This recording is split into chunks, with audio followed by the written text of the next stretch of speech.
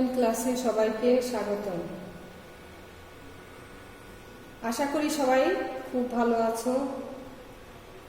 যদিও ঘরে বসে খুব ভালো থাকা যায় না, তারপরেও আশা করি সবাই খুব ভালো আছো।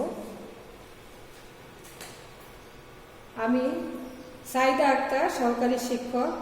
আজকে আমি তোমাদের সপ্তম শ্রেণীর বাংলা প্রথম পত্র কবিতা পড়াবো। তাহলে আমরা কবিতা পড়ার আগে কিছু ছবি দেখি। দেখো নিচে লক্ষ্য করো, এই ছবিগুলো আমাদের অতি পরিচিত। আমরা যেহেতু খুলনায় থাকি, তোমরা একটু খেয়াল করলে এই ছবিগুলো দুটো দেখলে বুঝতে পারবে যে কোথাকার ছবি। চিনতে পারছো? দেখো, এটা শহীদ হাদিস পার্ক। আমরা এই জায়গায় প্রায় সবাই যাই এবং না গেলেও রাস্তা থেকে এটা দেখা যায়। এর পাশে আছে কি শিশুদের পার্ক, শিশু পার্ক। এই দুটো ছবি আমাদের পরিচিত বা জানা, পুরানোই, এগুলো আমাদের জানা। এইবার আমরা আবার যে ছবিগুলো দেখছি, দেখো খুব সুন্দর একটা স্থানের দুটো ছবি। এই ছবি কি আমরা সবাই চিনি বা দেখেছি? মনে হয় না। এই দুটো ছবি আমাদের কাছে নতুন। তাহলে এই নতুন জায়গা বা নতুন বিষয় সম্পর্কে ধারণা করতে পারছো যে আজকে আমি তোমাদের কি পড়াতে চাচ্ছি। আজকে তোমাদের যে বিষয়টা পড়াতে যাচ্ছি সেটা হলো নতুন দেশ কবিতা। লিখেছেন বিশ্বকবি রবীন্দ্রনাথ ঠাকুর। নতুন দেশ। তাহলে চলো, নতুন দেশ কবিতা পড়ার আগে এই কবিতা পড়ে তুমি কি শিখবে, শিখন ফল সম্পর্কে আমরা আগে জানি। কবি সম্পর্কে বলতে পারবে, প্রাকৃতিক সৌন্দর্য সম্পর্কে ধারণা লাভ করবে, নতুন স্থানে বেড়াতে যেতে উৎসাহ বোধ করবে, কল্পনা শক্তি ও সৃজনশীলতা বৃদ্ধি পাবে। এইবার দেখো, আমরা কবি পরিচিতি সম্পর্কে, কবির পরিচিতি সম্পর্কে একটু ধারণা নেই। আমরা বিশ্বকবি রবীন্দ্রনাথ ঠাকুরকে সবাই চিনি। বাংলা ভাষা ও সাহিত্যকে বিশ্ব সাহিত্যের অঙ্গনে সম্মানের আসনে অধিষ্ঠিত করে বিশ্বকবি অভিধায় অভিহিত হন রবীন্দ্রনাথ ঠাকুর। তিনি 1861 খ্রিস্টাব্দের 7 মে 25 বৈশাখ 1268 বঙ্গাব্দ জন্মগ্রহণ করেন। তিনি জোড়াসাঁকোর ঠাকুর বাড়ির মহর্ষি দেবেন্দ্রনাথ ঠাকুর ও সারদা দেবীর চতুর্দশতম সন্তান। এইবার আসি আমরা শিক্ষা জীবন সম্পর্কে। বাল্যকালে রবীন্দ্রনাথকে oriental seminary, normal school, Bengal academy প্রভৃতি শিক্ষা প্রতিষ্ঠানে লেখাপড়ার জন্য পাঠালেও তিনি বেশি দিন স্কুলের গণ্ডিতে আবদ্ধ থাকতে পারেননি।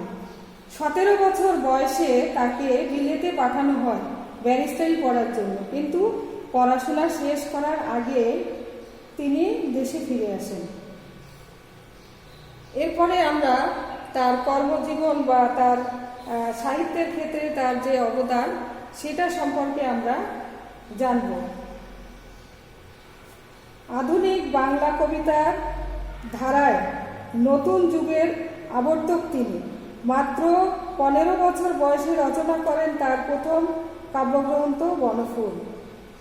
এছাড়াও তিনি অনেক গ্রন্থ রচনা করেন। তার মধ্যে উল্লেখযোগ্য হল মানসী, সোনারতরী, চিত্রা, কণিকা, বলাকা। এগুলোই হচ্ছে তার অন্যতম গ্রন্থ। ছোটদের জন্য রচনা করেছেন শিশু ভোলানাথ, খাপছাড়া প্রভৃতি কাব্যগ্রন্থ। তিনি বাংলা ছোট গল্প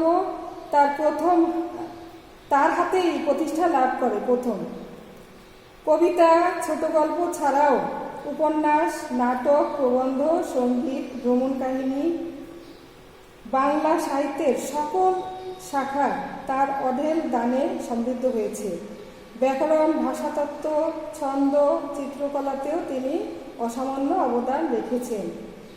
অনন্য সাধারণ প্রতিভার অধিকারী রবীন্দ্রনাথ একাধারে সাহিত্যিক, চিন্তক, শিক্ষা সংগঠক, সুরকার, গীতিকার, নাট্যকার, নাট্য প্রযোজক, অভিনেতা, অনবদ্য চিত্রশিল্পী। এছাড়া তিনি শান্তিনিকেতন ও বিশ্বভারতীর মতো নতুন ধারার শিক্ষা প্রতিষ্ঠানও গড়ে তোলেন।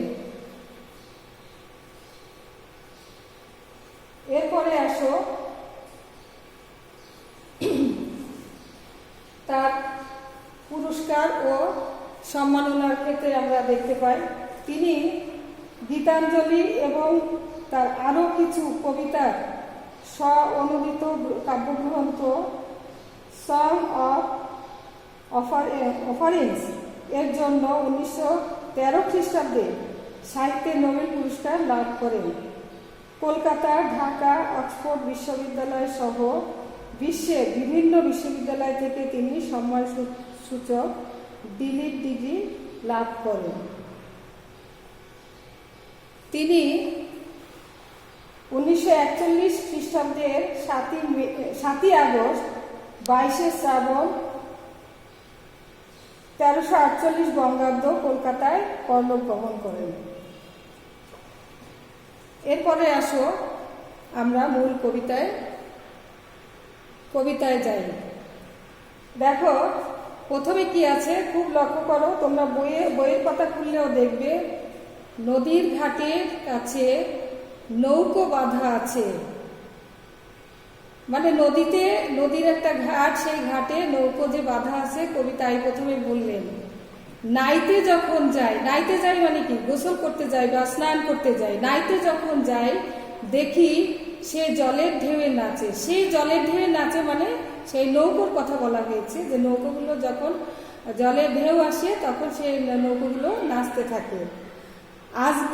আজ গিয়ে সেইখানে দেখি দূরের পানে মাঝ নদীতে নৌকো, কোথায় চলে ভাটার টানে। মানে সেই পরে কবি যে দেখেন যে সেই নদীর ভাটার টানে অনেক দূরে চলে গেছে, কোথায় যেন যাচ্ছে।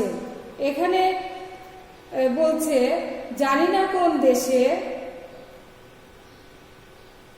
পৌঁছে যাবে শেষে, সেখানেতে কেমন মানুষ থাকে কেমন দেশে। এখানে যে এই যে মানে ওপারে যাবে বা অনেক দূরে চলে যাবে, সেখানে মানুষ সেটা কেমন দেশ, কিভাবে থাকবে মানুষ, সেখানে মানুষের বেশভূষা কেমন, পোশাক কেমন। থাকি ঘরের কোণে সাত জাগে মোর মনে, অমনি করে যাই ভেসে ভাই নতুন নগর বনে। তাহলে এইখানে একটা শিশু মনের যে একটা পরিকল্পনা বা শিশু মনের সৃজনশীলতার প্রকাশ পেয়েছে, যে যখন নাকি মানে অন্য কোথাও যাওয়ার ক্ষেত্রে নতুন কোনো স্থানে গেলে যে অনেক কিছু হতে পারে, সেখানে মানুষ কেমন থাকে, ঘর বাড়িগুলো কেমন, সেখানে পরিবেশ কেমন, সেখানে মানুষের কিভাবে চলাফেরা করে, সেগুলো কল্পনার মধ্যে চলে আসে। শিশু মনে বিশেষ করে এটা আসে। এরপরে দেখো দূর সাগরের পারে জলের ধারে ধারে নারকেলের বনগুলি সব দাঁড়িয়ে সারি সারি। নারকেলের বনগুলি কি আছে, সারি বেঁধে দাঁড়িয়ে আছে দূরে সাগর পানে। এটা শিশু মনেরই কল্পনা, যেন দেখতে পাচ্ছে সেই ঘরের কোণে বসে। এইবার আরেকটু দেখো, পাহাড় চূড়া সাজে নীল আকাশের মাঝে। তাহলে পাহাড় চূড়াটা যেন সেজেই আছে নীল আকাশের মাঝে, দেখতে খুবই চমৎকার। বরফ ভেঙে ডিঙিয়ে যাওয়া কেউ কি পারে না যে, এখানে কেউ কি পারে না যে, কেউ তা পারে না যে, এখানে একটু ভুল হয়েছে, আবার বলছি, বরফ ভেঙে ডিঙিয়ে যাওয়া কেউ তা পারে না যে। মানে এই যে এই বড় পাহাড়ের চূড়া, সেই নীল আকাশ, এই যে অনেক উঁচুতে, এখানে কেউই হয়তোবা পারবে না, এটা সেই ছোট্ট শিশু মনের একটা ধারণা, হয়তো বা কেউ এই বরফ ভেঙে তারপরে কেউ সেখানে উপরে উঠতে পারবে না।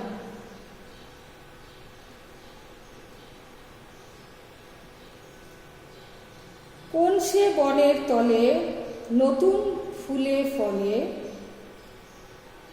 নতুন নতুন পশু কত বেড়ায় দলে দলে।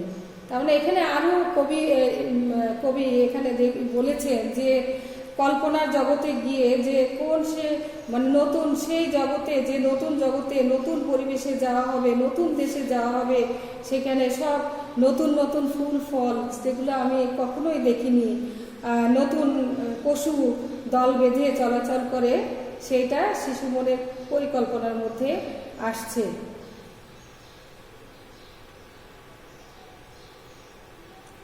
কত রাতের শেষে নৌকো যে যায় ভেসে, তার মানে যখন নৌকোগুলো যায় যেতে যেতে ভেসে যেতে যেতে কত রাত হয়ে যায়, কখন যে ভাসতে ভাসতে কোথায় যে চলে যায়, সেখানে বলে এই জন্য বলা হয়েছে কত রাতের শেষে নৌকো যে যায় ভেসে, বাবা কেন আপিসে যায়, যায় না নতুন দেশে। তাহলে বাবাকে এখানে এই যে কবি কল্পনায় যে ছোট বাচ্চা শিশু, তার ইচ্ছা বাবা তো নিত্য নৈমিত্তিক অফিসে যায়, আপিসে মানে অফিসে, এখানে কবি আঞ্চলিক ভাষা ব্যবহার করেছে যে বাবা তো প্রতিদিন অফিসে যায়, কিন্তু নতুন যে দেশে কেন যেতে চায় না, নতুন দেশে কত কিছু নতুন নতুন কত কিছু জানার আছে, কেন বাবা অফিসে যায়। তাহলে এই কবিতায় আমরা ছোট্ট শিশুর মনের যে সৃজনশীলতা, তার মনের যে চিন্তা ধারণা, এই অনুসন্ধিৎসা, কল্পনা শক্তি, এইগুলো যে জাগ্রত হয়েছে একটা ছোট্ট শিশুর মনে, সেইটা আমরা এই কবিতার মধ্যে পেয়েছি। কবি রবীন্দ্রনাথ ঠাকুর সহজপাঠ কাব্যগ্রন্থের প্রথম ভাগ থেকে এই কবিতাটা নিয়েছেন, প্রথম ভাগ থেকেই নিয়েছেন। এই কবিতায় অজানাকে জানার সীমাহীন কৌতূহল এবং প্রকৃতির সকল রহস্য উন্মোচন করার অপার আকাঙ্ক্ষার কথা প্রকাশিত হয়েছে। তাহলে এই কবিতায় কি কি মানে নতুনকে জানার যে আকাঙ্ক্ষা, সেই আকাঙ্ক্ষার কথা জানা হয়েছে, যে ভাটার টানে ঘাটে বাঁধা নৌকা মাছ নদীতে পেরিয়ে যে কোথায় যায় সে তার কোনো ঠিকানাই নাই, হয়তো কোনো নতুন দেশে নতুন পরিবেশে সে গিয়ে পৌঁছাবে। এসব প্রশ্নের উত্তর জানতে কৌতূহল জাগবে যে কারণে। তাহলে এই ছোট্ট শিশুটিরই সেই কৌতূহল জেগেছে যে নদীর ওপারে নতুন দেশ, হয়তো বা নতুন জায়গায় যে কত কিছু দেখা যাবে, কিন্তু বাবা তো যায় না, বাবা তো শুধু অফিসেই যায়, হয়তো কোনো অসীম সৌন্দর্য, অজানা আনন্দ বা অপার বিস্ময় তার জন্য অপেক্ষা করে আছে, অজানার প্রতি এই যে ব্যাকুলতা, এগুলো দেখার জন্য সে যেতে চায় নতুন কোনো জায়গায়। তাহলে আমরা এই কবিতা থেকে আজকে এটাই পড়লাম। তাহলে তোমরা কতদূর এই কবিতায় মানে মনে রাখতে পারলে বা কতদূর এর ভিতর থেকে কিছু জানলে, এবার আমি কিছু প্রশ্নের মাধ্যমে আগে আমরা আগে শব্দার্থ দেখি, যে আমরা যে নতুন, যদিও আমি পড়ার মধ্যে বলেছি তারপরেও দেখি যে শব্দার্থগুলো কি কি আছে, আগে দেখে নাও। স্বাদ, আমরা এইসব শব্দগুলো কবিতার মধ্যেই বলেছি। নগর, সারে সারে, তোমরা একটু চিন্তা করো এগুলোর অর্থটা কি হতে পারে। পাহাড় চূড়া, আপিসে। তাহলে তোমরা, যেহেতু তোমাদের আমি পাচ্ছি না সরাসরি, উত্তরটা আমি জানিয়ে দিচ্ছি। দেখো, স্বাদ মানে ইচ্ছা, আর নগর বলতে শহর, সারে সারে মানে হলো সারি সারি, পাহাড় চূড়া মানে পাহাড়ের মাথা, একদম উপরে, পাহাড়ের উপরে। আপিসে, এই আপিসে শব্দের, এটা হলো অফিস শব্দের কথ্য রূপ হলো আপিসে। আচ্ছা, এইবার আসো আমরা যেটা আগে বলতে চেয়েছি, মূল্যায়ন। মূল্যায়নে মানে তুমি কতটুকু এই কবিতা থেকে জানলে, কতটুকু মনে আছে সেটা আমরা একটু জানি। বাবা কোথায় যায় না, একদম শেষেই আমরা পড়েছি, হয়তোবা তোমাদের মনে আছে। নৌকো বা কোথায় বাঁধা আছে, নীল আকাশের মাঝে কি সাজে, দূর সাগর পারে জলের ধারে কি আছে? বনে বনে নতুন নতুন পশু কিভাবে বেড়ায়? তাহলে এই উত্তরগুলো যেহেতু তোমাদের কাছ থেকে আমি শুনতে পাচ্ছি না, আমি দিচ্ছি, তোমরা উত্তরগুলো দেখে নাও। বাবা কোথায় যায় না? নতুন দেশে বাবা যায় না। নৌকা কোথায় বাঁধা আছে? নদীর ঘাটের কাছে। আচ্ছা, তাহলে নীল আকাশের মাঝে কি সাজে? পাহাড় চূড়া।